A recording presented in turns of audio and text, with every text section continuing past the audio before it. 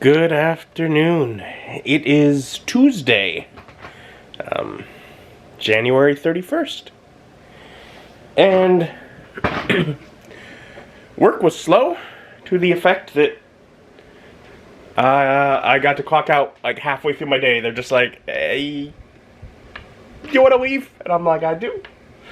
So that means I got a bit of extra time today. So I'm gonna just dive into movie day anyways. I forgot to pretend. Oh, what movie am I gonna watch? I'm continuing. More cinematic universe. It's what I want to watch.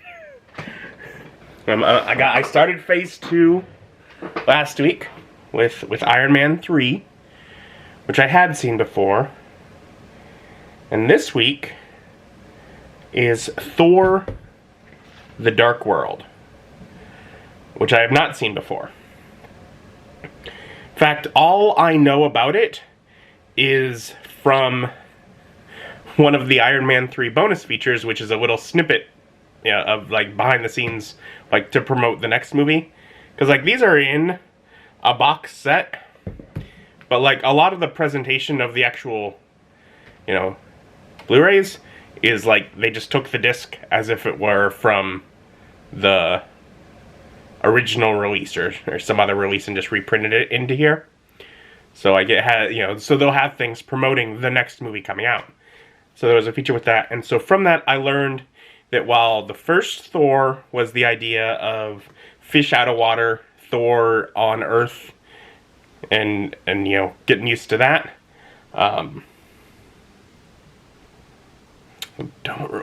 Jane? Natalie Portman's character, the romantic interest from that one, goes to I guess Asgard or whatever. Basically, so it's another fish out of water story the other way around this time. At least from what they said, which sounds like we'll see a lot more of like the other realms, basically. So that'll be new and interesting, less grounded, less making sense, but also like, I think where we last left off Thor after Avengers is like he was taking, was it both the Tesseract and Loki back home? Is that where we left things off? For punishment or whatever. I think so. Anyways, we'll find out. I'm gonna settle in and watch Thor: The Dark World. And I would give Thor: The Dark World a 6.8 out of 10. It was pretty. And in the grand scheme of things, I'm sure it hit a few points to progress our story as needed. I didn't even think. Let's pull up a description online. Here. Marvel Phase 2. It also, like Iron Man ended with Tony Stark will return. This ended with Thor will return. So there is that, because like it's setting up for, I guess, Age of Ultron. But here from Wikipedia, Thor reunites with astrophysicist Jane Foster in a series of portals linking worlds at random begin to appear. Random and convenient. He discovers that Malekith and his army of Dark Elves have returned after thousands of years, and they seek a powerful weapon known as the Aether. Thor must join forces with his now imprisoned brother Loki to stop them. So in this one, the Bifrost is just back. Last Thor, Bifrost destroyed. Oh no, whatever's going to happen. In Avengers, there was the throwaway comment of, oh, Daddy must have had to do a lot of work to get you here without the Bifrost.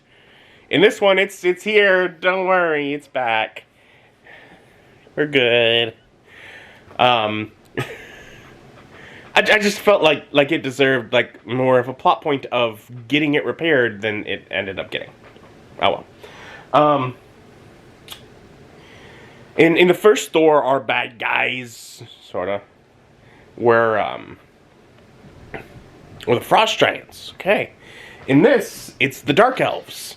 So we're just hitting our fantasy tropes here. We have Sif and the Warriors 3, or for most of it, Sif and the Warriors 2, because, like, at the beginning of the movie, like, part of the plot is that, like, they're bringing about peace across the realms. And so one of the warriors stays home on his own realm instead of returning to Asgard.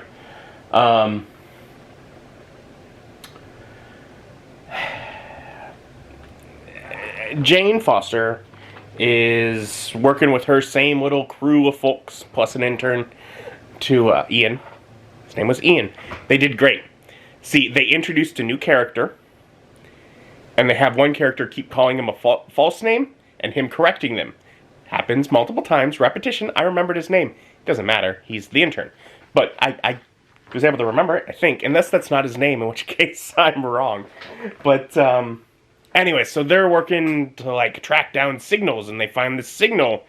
They're in London or whatnot, and it's like stuff from back in New Mexico. And all of a sudden they end up just sort of like, gravity is weird, and things are like disappearing through portals and appearing somewhere else, and Jane manages to end up stumbling into a different world and having the main thing that the bad guys are looking for absorb into her conveniently enough. But she's not feeling well. Thor talks to Heimdall, the seer, the guardian of the Bifrost. And he's like, I can't see her. And then she shows up again back on Earth. So she was gone for a bit because she was on the Dark World or whatever. Anyways. So he sends Thor after her to see what's going on. Why was she out of Heimdall's sights even for a moment? Heimdall sees like everything. So he takes her back to Asgard. Things are weird. They have weird medical stuff, and they're like, this energy is both protecting her itself and will kill her. How do we get it out? Well, you don't know. Anyways, they find themselves under attack because when it went into her, it also woke up those Dark Elves. So they've been in hiding and asleep for ages, and now their power source is back. You see, they went into hiding at the same point that it was locked away. The last time that all the 9 realms aligned, and they failed to get rid of all light. Well, the realms are aligning again. That's why there's these weird phenomenon. And so it's free once more for them to try again. Plot stuff happens. Bad guy ends up, causing a big ruckus on Asgard, trying to get the MacGuffin, the energy from her. But gets chased away by Thor, and then they're like, well, Odin's like, well, they want this, so we're gonna have to, like, put her under lock and key so they can't get to it. And Thor's like, no, let's go take it. When they pull it out of her, she's good, and then we kill them. And he's like, no. So Thor goes into the prison and breaks out his brother, who can't trust, but ultimately he is trusting. And so Loki is brought out of prison, and they go off to the Dark World. They break Jane out. Huge action sequence.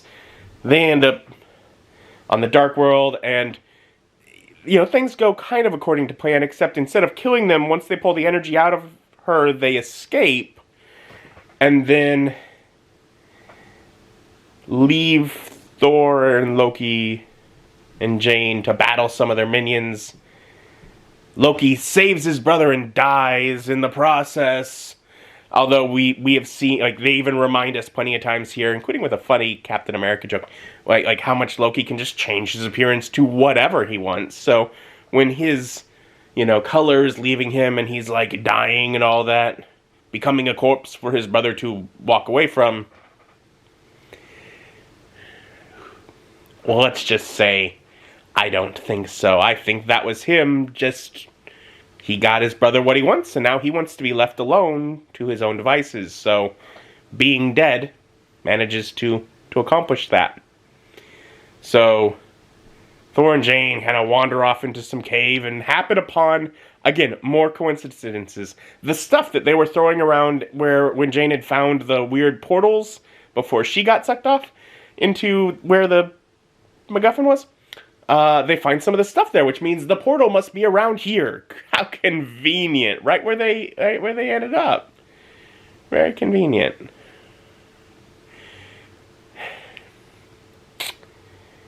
So, they end up back on Earth, which is also where bad guys are headed with the power. They're going, like, the long way, because they don't, I guess, know that there's this portal right here. And... You know, so they're going to be ready for him, because they have to stop him, because that's where the convergence is happening, so that's where they're leading their attack from, to darken all the 9 realms. Anyways, we do at some point see that, like, some sort of Asgardian, like, scout goes to the Dark World and finds, like, the ship that Thor and Loki had used to escape in. Well, he comes back to Odin and reports that,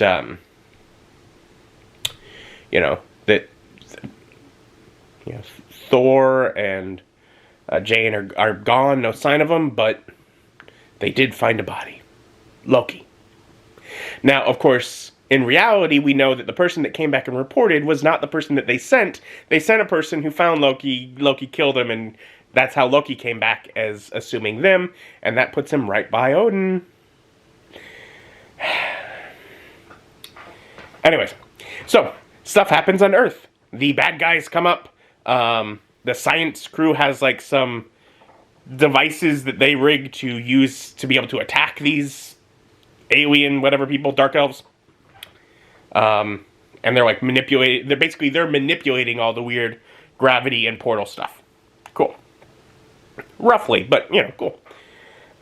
Big battle occurs across many worlds. Like, they end up on whatever, the ice world for a bit, and they pop into the dark world. They're just world hopping for some cool action battle scene as Thor is trying to stop. Basically, he's trying to distract this lead dark elf who has this power now long enough for the realms to pass.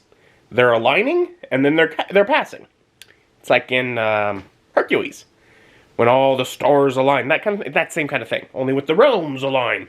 So they're wanting to get that done. So Thor basically risks sacrificing himself to stop him.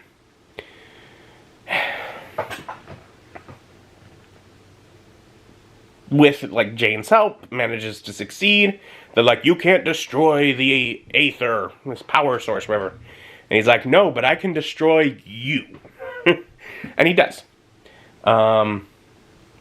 Great success. Yay, the worlds are saved. And we find out Thor left again. Jane's all sad. I mean, will he be back? He had to go straighten things out with his father because, they committed treason to get her out, and releasing Loki and all that kind of stuff. Anyways, touching scene, Thor and Odin, where Thor's like, hey, yeah, all the 9 realms saw me do that because they were all lined up so they could all see me be a hero. But I can't take the throne. I'll protect Asgard. But out there, Loki knew more about, like, the being the king thing. I'm a warrior kind of stuff. I gotta go. Plus, I want to be with the girl. And at this point, it doesn't matter whether you say I could have her here by my side or what, or forbid me to see her. I'm out. And Odin gives all this, like, touching, like, I can't give you my blessing. If I were proud of you, I couldn't even say it. Thor walks away feeling good. We reveal that, of course, at this point, Odin is in fact Loki. So, that, if you were pacing the lines of where Loki really was, he came to deliver news to Odin. He's taken over that role. So, Loki's on the throne at the end of this. And Thor goes back, Thor leaves on. We do get a little cutscene where we see that Sif and one of the 3 warriors is in this weird place. This is our mid-credit scene. And they're handing over a power source to this collector, this alien guy, who I have seen Like, he is vaguely familiar. I don't know what plot he's involved in. But, like, I know that he ends up probably in one of the Avengers movies, like, as, like, a brief glimpse because he ties into a bigger story. I don't know if it's going to be, like, the next Thor or the Guardians of the Galaxy, but I'm pretty sure it's one of those. So they've dropped, basically, they have the Tesseract back at Asgard, and they're like, hey, this is another Infinity Stone. We want to have it held safe somewhere where there's not one. And they leave, and then this collector, like, reports, like, you know, we got one of them. I'll keep it safe. We got one. So he's bad. Anyways, so that's mid-credits. So basically keeping track of where our Infinity Stones are, because those are beginning to be relevant more and more. And then our post-credits scene has Thor show up to Jane. He returns back to Earth. Yay. So we're just putting our characters where they're at, so we know where people are. Loki's on the throne. Thor's on Earth with Jane. We don't actually know where Odin is. Is he dead? Is he in captivity? What did Loki do with him? We don't know. But anyways, it looked cool. It managed to progress our plot points at the end, where we know where things are and things have progressed. It was real convenient. And I mean, don't get me wrong, like, it's difficult sometimes not to have things just feel so convenient. I've definitely had issues with that in my D&D campaigns. I don't think I made as much running my D&D campaigns as the screenwriters here for the movie, though. So I would like them to be a little more successful than me. But anyways, so yeah, it was so many things. Just felt like, oh, that portal happens to line up with this portal on this place that you just happen to later on go to, and so, oh, that was nice. That's nice. So, is what it is. Was a fun watch, at least. Now, generally, after discussing the movie on movie day, I say, well, that's it. Good night. But you might notice it's still real bright out, because I started the movie so early. But as it is, I mean, there's bonus features to watch, so I may just spend my evening doing that, and I may just call it a night anyways. Thank you for joining me. Join me as my journey continues.